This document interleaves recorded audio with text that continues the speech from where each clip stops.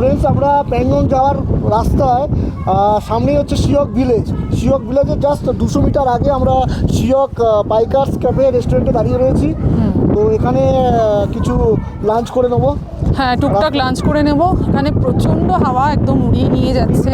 বিভৎস হাওয়া। হ্যাঁ, তো আমরা এখানে দাঁড়িয়েছি, আমরা লাঞ্চ করব। আর জাস্ট 200 মিটার গেলেই শিয়ক ভিলেজ। আর আরও বলছে 20 কিলোমিটার এগুলোই আর কি হাইওয়ে আছে। জানি না কিরকম হাইওয়ে, পুরো রাস্তাটাই তো আপনাদের দেখালাম।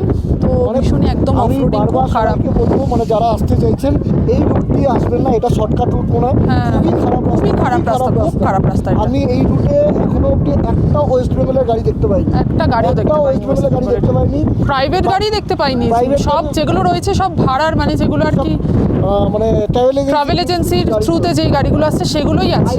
প্রচুর আছে, ঠিক আছে, কিন্তু গাড়ি কিন্তু মানে প্রাইভেট যারা নিজেদের গাড়ি নিয়ে আসছে সেরকম গাড়ি কিন্তু খুব কম, মানে নেই